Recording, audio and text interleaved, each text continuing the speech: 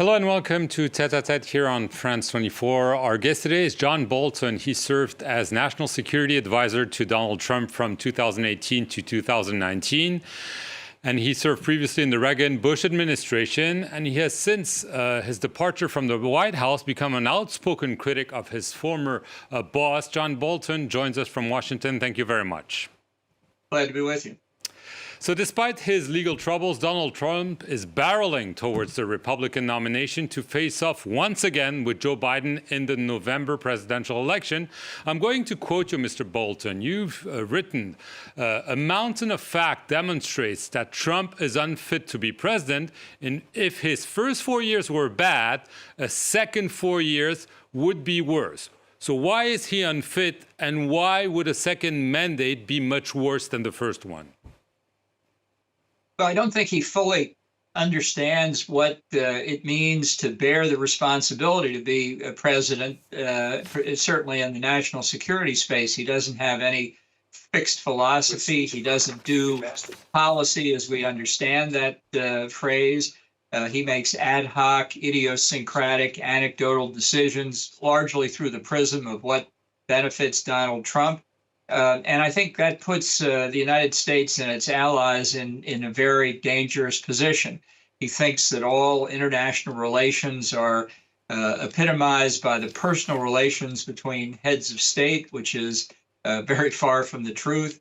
He doesn't understand the issues that are at stake. There are massive amounts of things that he doesn't know and doesn't care about because he thinks he can size up a foreign leader in a relatively short period, a few minutes, and that then what will happen is whether they can reach agreement on some kind of deal, whatever the stakes may be. So that's the short summary. But I think his first term, we were really very lucky, apart from the COVID pandemic, to avoid a kind of international crisis that required prompt decision making and firm leadership, because I don't think he's up to it. And this time around, if there is another time around, he is probably going to be much more prepared. We've already seen some indications of his program, and there should be much less dissenting voice within his circle of decisions, right? I think he will make personal loyalty to him the principal qualification for any job, beginning with the vice presidency. He will ask, I think, the people he's considering for vice president, if I told you to do what I asked Mike Pence to do on January the 6th, would you do it? And if the answer is no, that's the end of the interview. If the answer is yes, that shows the prospective vice presidential candidates are not fit for office.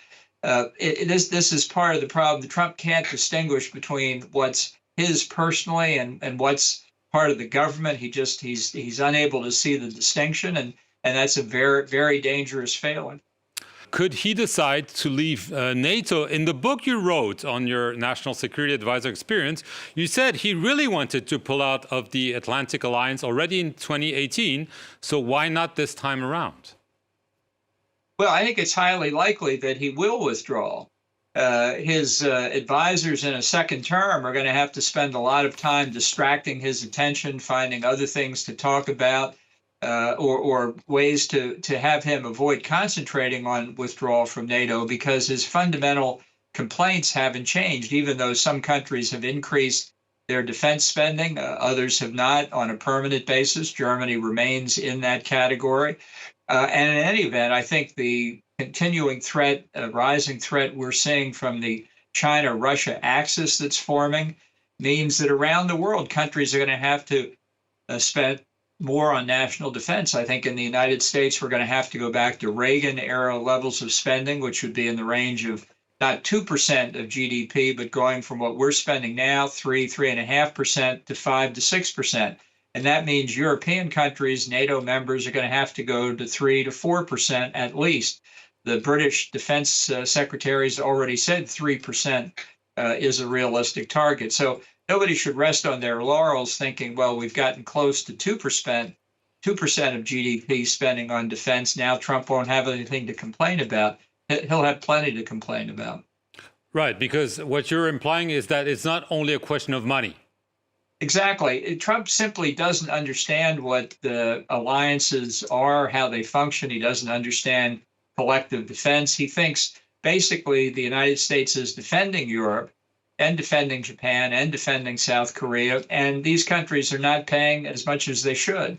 So he doesn't understand that a well-run, functioning alliance increases the security for all alliance members, and that the United States itself benefits from NATO, as do all NATO members. He just doesn't get that point. Well, what he seems to want is to cut a deal with Vladimir Putin on Ukraine, maybe ceding Crimea, parts of the Donbass. Do you see this as one of his priorities? Yes, I think it would be. I mean, Trump has said in the campaign, this current campaign, he would get Zelensky and Putin in a room together and solve the problem in 24 hours. Now, that's ridiculous, as Zelensky has already explained publicly. But let's see, they did get together, and in 24 hours there was no solution, which is the likely outcome. That won't be Trump's fault, because it's never his fault. So it must be the fault of either Zelensky or Putin, and that's where I think his close personal relationship, at least he thinks he has a close personal relationship with Putin, would come into play. I think Zelensky would be the loser in that kind of environment, and that would be very bad news for the outcome overall. From your interactions with Trump about Putin, is he impressed by him, afraid, intimidated?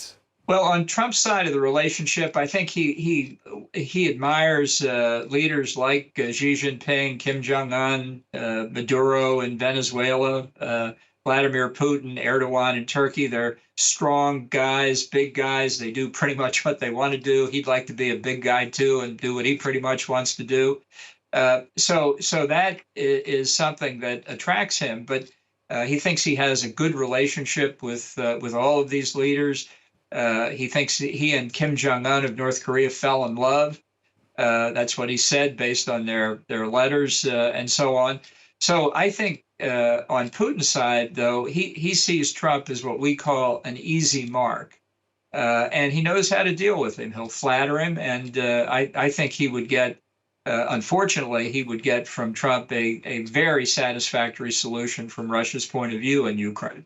Well, this begs the question. You mentioned Xi Jinping. What about Taiwan? When you were in office, did Trump clearly say he would defend the island if China threatens or even attacks Taiwan? Well, he pretty much said the opposite. He, from time to time, I remember this on several occasions, sitting behind his desk in the Oval Office, he'd hold up one of his famous Sharpie pens and point to the tip of it and say, "See that? That's Taiwan." And then he'd point to the Resolute desk, this huge desk in the Oval Office in front of him, and say, "That's China." I think right now he takes a very negative view of China because he thinks that the COVID pandemic emanated from the lab in Wuhan, and that cost him the 2020 election. But I believe if Xi Jinping, who also sees Trump as an easy mark, if Trump wins the election and Xi Jinping calls him up to congratulate him the next day and say, "Look, let's sit down together and resolve our trade differences and talk about what comes next," Trump would accept it in a heartbeat, and then the negotiations would mean that China would again try to take advantage of us as they did in earlier negotiations. Well, what about Benjamin Netanyahu? There is an assumption that he's hoping Trump will be elected to continue the war in Gaza. Is he waiting for Donald Trump? People think Trump would be very pro-Israel as he was in his first term, and that's certainly possible. But bear in mind, the Constitution precludes Trump from being elected to a third term, so he's not going to face the American voting public again. And many things that he did, indeed almost everything that he did, was based on a raw political calculation, and the calculation is different the second time around. Trump doesn't like Bibi personally. He thinks he was too nice to Biden when he called him after the 2020 election to congratulate him, and I think he's jealous of Bibi getting credit for things Trump thinks he should get credit for. So if Netanyahu is still in office and Trump is inaugurated, I would not guarantee that Trump's policy on Israel would be the same in a second term. Right. Last issue I want to touch upon, Iran. One of the main foreign policy decisions made by Donald Trump was to pull out of the Iran nuclear deal, something that you supported. But as a result, Iran appears now to be much closer to a nuclear weapon with much less international monitoring. So it seems, in retrospect, it was the wrong decision, and Iran is now very close to getting what the U.S. doesn't want it to get, a nuclear weapon. Really, one of the worst in American foreign policy history was the 2015 nuclear deal with Iran to begin with. The fact is that neither the International Atomic Energy Agency nor foreign intelligence agencies have ever really gotten a good look at what's going on critical Iranian military bases where they are actually developing the nuclear weapon. The mistake in 2015, it was a fatal mistake, was to grant Iran license to do any uranium enrichment at all. And a little known statistic, at least for the general public, is when you enrich uranium from natural levels to reactor grade levels of U-235, you have done 70% of the work, 70% of the work to enrich that uranium to weapons grade levels. So the big mistake was giving Iran any ability to enrich uranium at all. And let's keep in mind that the North Koreans who built the reactor in Syria that Israel destroyed in September of 2007, built it for Iran, a clone of the North Korean reactor at Yongbyon, have had a long relationship with Iran. So if you ask how long would it take Iran to get a nuclear weapon, the real answer is perhaps 72 hours after a wire transfer to the North Korean central bank and an airplane to be loaded with warheads from North Korea and shipped to Iran. The threat from Iran is really very, very dangerous. And I think the Trump administration can be faulted for not doing enough to help the people of Iran overthrow the regime, which is the only way that Iran will cease being a threat to peace and security in the Middle East and worldwide. John Bolton, that's all we had time for. Thank you very much for being our guest here on France 24 from Washington, D.C. And thank you for watching this show.